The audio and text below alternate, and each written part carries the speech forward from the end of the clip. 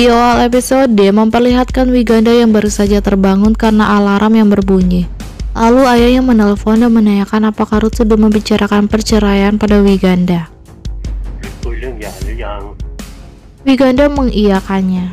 Wiganda teringat saat itu Ruth memberitahu bahwa ayah Wiganda mengorbankan dirinya sendiri demi Wiganda. Dan bagaimana dengan Wiganda? Ruth tahu Wiganda pasti tidak mau melihat ayahnya dipenjarakan. Ruth mengklaim dia melakukan ini karena mencintai Wiganda. Wiganda yang tidak ingin ayahnya mengorbankan dirinya sendiri pun memutuskan untuk tidak akan bercerai dahulu. Ayahnya heran kenapa Wiganda belum mau bercerai. Bukankah Wiganda sendiri yang mengatakan sudah tidak tahan lagi? Sebenarnya apa yang Ruth lakukan lagi pada Wiganda? Wiganda memilih menyimpan keinginannya demi ayahnya. Scene beralih pada Pen dan Luck. Pen ingin mengembalikan tas yang dia pinjam pada Luck. Pakaiannya juga akan dia kembalikan nanti. Lalu Luck menanyakan kartu apartemen yang dia temukan di dalam tas. Pen juga bingung, dia pikir itu kartu milik Luck. Pen membandingkan kartu apartemen milik Luck yang berwarna merah. Pen bingung kalau begitu kartu kamar siapa yang Nat ambil. Luck heran itu bukan kartu apartemen miliknya dan apa hubungannya dengan Nat. Pen menjelaskan bahwa pada hari Luck dan Wi tidak ada waktu, dia mengajak Nat bertemu. Saat sudah mau kembali, dia tidak sengaja menjatuhkan tasnya dan Nat di kamar mandi. Pen mengambil barang-barang yang jatuh, dia pikir semuanya sudah diambil tapi akhirnya Nat bilang sepertinya lipstiknya atau sesuatu tertinggal. Jadi dia kembali untuk mencari lipstiknya, tapi nyatanya ternyata saat itu Nat juga menemukan sebuah kartu apartemen. Pen heran kartu apartemen milik siapa itu. Tapi Nat bilang tidak tahu punya siapa, jadi dia bertanya pada bibi pembersih di sana. Bibi itu bilang sebelum dia tidak ada yang masuk. Pen pun bertanya-tanya kartu milik siapa itu. Dia pikir kartu kamar ini mungkin milik Luck, jadi dia memasukkannya ke dalam tas yang Luck pinjamkan padanya. Luck menyangkalnya itu bukan miliknya. Pen jadi tambah bingung kalau begitu kenapa Nat memberikan kartu kamarnya padanya. Pen jadi pusing, nanti dia ingin berpikir lagi. Luck pun mengambilkan roti croissant untuk Pen. Scene beralih di rumah Wiganda. Nat datang ke rumah Wiganda. Dia tersenyum dengan senyum jahat. Sedangkan di dalam Wiganda bertanya apakah Nudi sudah bilang pada pemilik apartemen Nudi mau berhenti menyewa. Nudi mengiyakannya, pemiliknya akan mengembalikan depositnya hari Minggu depan. Wiganda merasa khawatir pada Nudi yang harus tinggal di luar. Nudi tidak enak hati, semakin dia melihat Nona Wiganda bersama Tuan Ruth, semakin dia merasa harus tinggal di luar.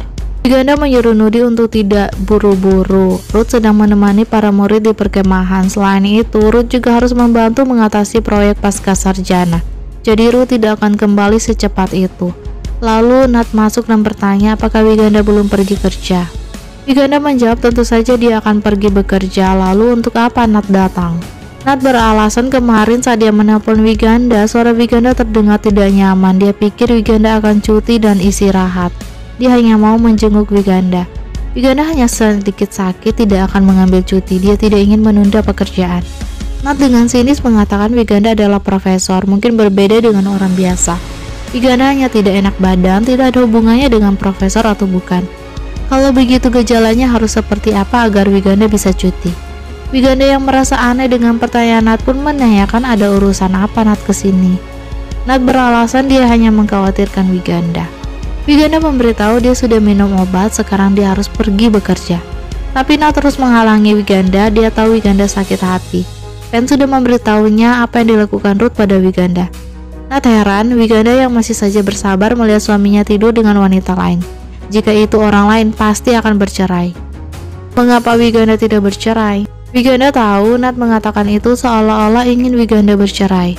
Nat membenarkannya, dia ingin Wiganda bercerai dengan Ruth. Wiganda pun bertanya kenapa Nat ingin dia bercerai. Nat beralasan karena dia adalah temannya Wiganda. Wiganda yang tidak suka dengan suasana seperti ini pun buru-buru ingin pergi kerja. Lalu Nat memperlihatkan bekas tamparan di pipinya. Itu adalah bekas tamparan suaminya. Wiganda tampak sangat khawatir. Nat menggunakan itu sebagai alasan bagaimana perasaan Wiganda saat mengetahui temannya mengalami KDRT. Jika Wiganda tidak tahan, dia juga tidak tahan. Yang suaminya lakukan secara fisik bisa sembuh, tapi ini tentang hati. Ruth membawa wanita itu untuk tinggal di rumah Wiganda. Ruth tidak hanya menyakiti hati Wiganda, juga tidak menghormati Wiganda. Nat menyuruh Wiganda untuk bercerai. Wiganda memberitahu bahwa Ruth sudah putus dengan Onin. Ruth memutuskan Onin di depannya. Nat menyuruh Wiganda untuk tidak percaya begitu mudah bahwa mereka berdua sudah putus. Scene beralih, Nudi yang baru saja keluar. Dia melihat Ruth yang sedang berdiri di depan rumah. Nudi menghampiri Ruth. Nudi bertanya kenapa Tuan Ruth berdiri di sini. Ruth memberitahu sebenarnya dia harusnya ada di camp perkemahan, namun kebetulan ada waktu luang, jadi dia kembali untuk melihat Wiganda. Dia ingin masuk, hanya saja dia sudah berjanji pada Wiganda untuk tidak mengganggunya selama beberapa waktu ini. Jadi dia hanya diam-diam melihat Wiganda. Ruth menanyakan kabar Wiganda. Nudi mengatakan Nona Wiganda tidak enak badan. Ruth tampak khawatir dan tahu bahwa Wiganda hanya minum obat dan bilang pada orang lain bahwa dia baik-baik saja lalu kembali bekerja. Nudi tampak heran dan kagum. Ruth sangat memahami istrinya Wiganda. Nudi membenarkannya. Ruth pun mengatakan Wiganda memang seperti itu, selalu mengkhawatirkan orang lain, mengkhawatirkan pekerjaan, tidak pernah mengkhawatirkan diri sendiri. Sebelum Ruth pergi, dia meminta tolong Nudi untuk merawat Wiganda. Nudi pun mengiyakannya. Lalu Ruth memegang tangan Nudi dan meminta Nudi untuk tidak memberitahu orang lain bahwa Nudi bertemu dengan Ruth di sini. Dia tidak ingin Wiganda merasa dia melanggar janji. Nudi pun mengiyakannya. Sementara itu di rumah Onin, Tawon tampak sedang berkemas. Dia mendengar suara ribut Onin sangat histeris dan mabuk. Dia melempar botol anggur pada pembantunya. Tawon memeriksa Onin. Onin protes karena Tawon menyuruh pembantu membuang anggurnya. Tawon membenarkannya Onin sudah meminum anggur sangat banyak. Dia tidak akan membiarkan Onin minum lagi, karena dia ingin adiknya normal, bukan seperti orang gila. Onin tidak peduli, Tawon hanyalah kakaknya, bukan orang tuanya. Onin berteriak menyuruh pembantunya membeli anggur sebanyaknya. Tawon dengan tegas tidak mengizinkannya. Ini adalah rumahnya, tidak boleh ada yang minum di dalam rumahnya. Kalau begitu Onin akan minum di tempat lain. Tapi Tawon tidak membiarkan Onin pergi. Hanya seorang pria saja, itu bukan masalah besar. Sekarang Onin sudah sadar jika seorang pria bisa mengkhianati istrinya dan berselingkuh, maka dia tidak benar-benar menginginkan Onin. Onin tidak mau dengar itu. Tapi Tawon tetap memberitahu bahwa Onin sudah melihat sifat asli Ruth. Seharusnya Onin senang. Cepat atau lambat, pada akhirnya Ruth tidak akan memilih Onin. Onin tampak histeris setelah mendengar itu, tapi Tawon terus meyakinkan Onin bahwa Onin itu begitu cantik. Resumnya juga bagus, tidak akan ada yang tahu bahwa Onin pernah menjadi selingkuhan Ruth. Onin masih bisa memulai dari awal dan lupakan semuanya, mulai hidup baru dengan pria yang belum beristri. Juga jangan berpikir bisa mengalahkan istri sah karena nasib selingkuhan jika bukan dicampakkan oleh pria, maka akan bersama dengan pria sisaan. Yang manapun itu, kau tidak akan punya harga diri. Mendengar itu, Onin jadi semakin histeris sampai pingsan. Lalu Tawon menelpon Janejop meminta tolong untuk menjaga Onin agar tidak menggila. Tawon tahu hanya Janejop yang bisa mengendalikan Onin. Dia harus pergi ke perkemahan untuk menemani para murid. Dia sudah mencari dosen pengganti, tapi semuanya sibuk. Untuk itu dia meminta bantuan Janejop. Tapi Janejop malah menolaknya, dia punya pekerjaan yang harus dia kerjakan. Tapi pada akhirnya Janejop pun datang memeriksa Onin. Pembantunya memberitahu Nona Onin ada di atas. Dia sudah lama memanggil Nona Onin tapi tidak dijawab. Pintunya juga dikunci dari dalam. Jadi dia turun dan mengambil kunci cadangan kamar Nona Onin. Janejop mengambil kunci kamarnya lalu pergi ke kamar Onin.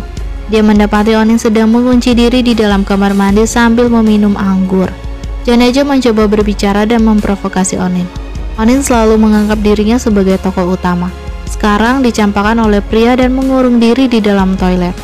Ini tidak seperti Onin yang rajin ganti pasangan. Onin hanya diam saja sambil minum anggur di dalam kamar mandi. Janejop terus saja memancing Onin keluar. Bukankah Onin sangat percaya diri bisa merebut suami orang lain? Ketika Ruth mencampakkan Onin dan kembali pada istrinya, Onin jadi tidak berani menghadapi Janejop. Onin tidak peduli dan terus minum anggurnya. Janejop terus mengatakan begini saja. Sesenang apapun dirinya atau betapa dirinya ingin memarahi Onin, dia tidak akan melakukan itu. Namun dia punya sebuah kalimat untuk Onin. Lagi pula pada akhirnya Onin juga pecundang sepertinya. Onin sangat kesal dikatai pecundang oleh Janejop. Dia pun melempar botol anggur yang dia minum. Mendengar itu, Janajab tampak kaget dan khawatir Onin melakukan sesuatu. Tampak tangan Onin berdarah. Janajab pun mendobrak kamar mandinya dan mendapati Onin yang pingsan.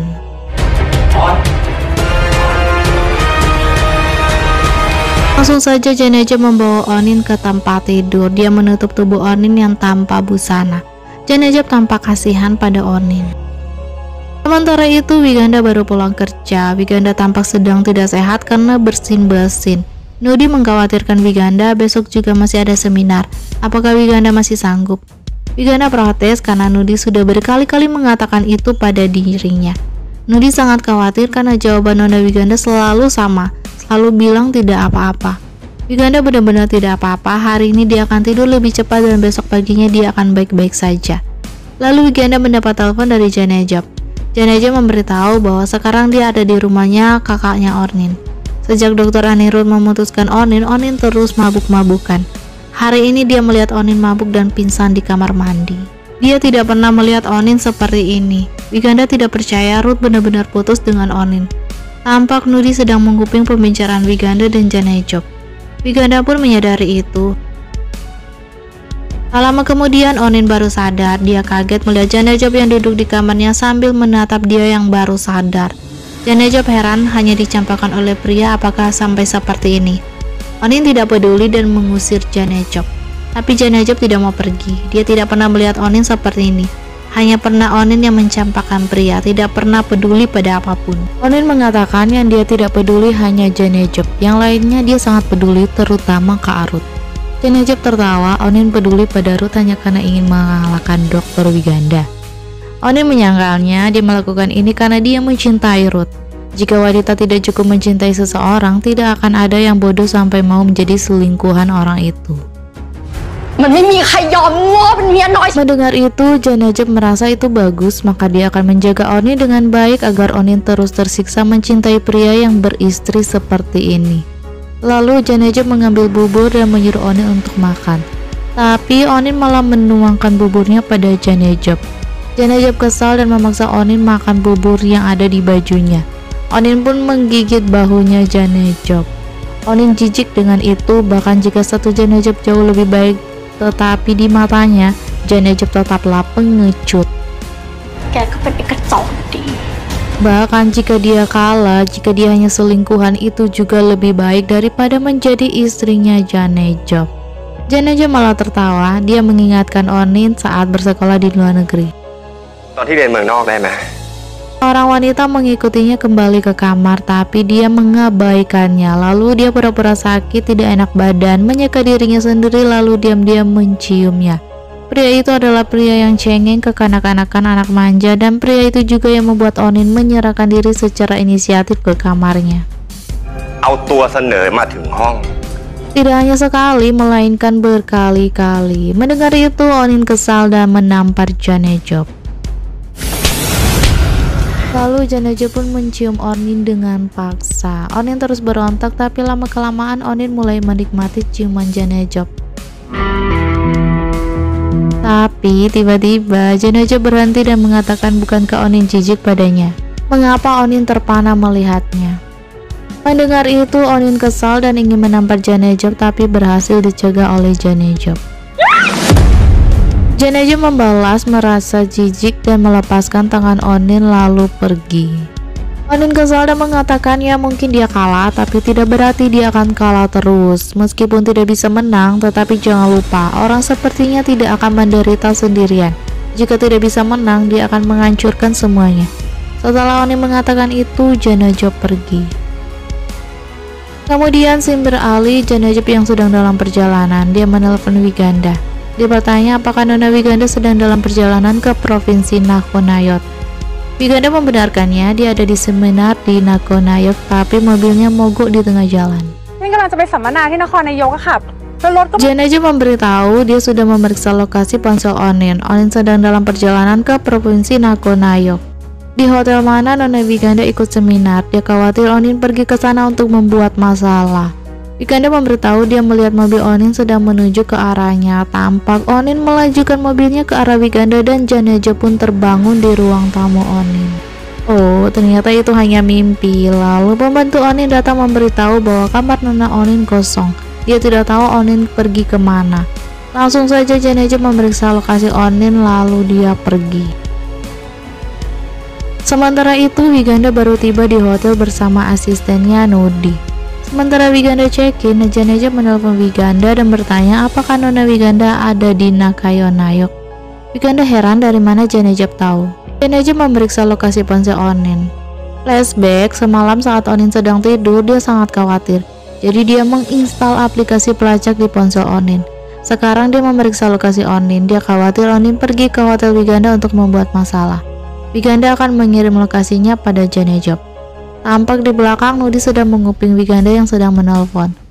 Lalu tiba-tiba dia melihat Nyonya Waiwan dan Jenderal Tagende ada di hotel itu. Langsung saja Nudi memberitahu Wiganda.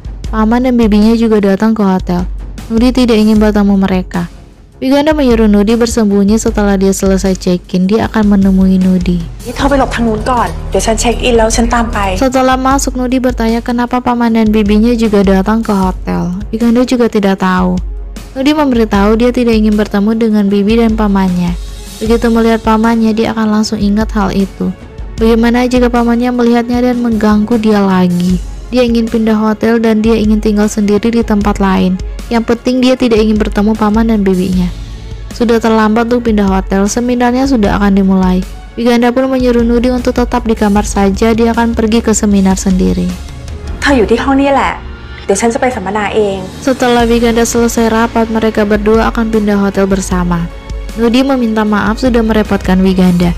Wiganda mengerti dan menyuruh Nudi tetap di sini saja. Jika lapar, bisa pesan makan ke kamar. Dan Wiganda sangat baik pada dirinya. Dia berjanji akan melakukan apapun untuk membalas kebaikan Nona Wiganda. Wiganda berterima kasih, namun masalahnya tidak bisa dibantu oleh siapapun selain dirinya sendiri. Di sisi lain, Onin tiba di suatu tempat dan Janajab juga tiba di lokasi tempat Onin berhenti.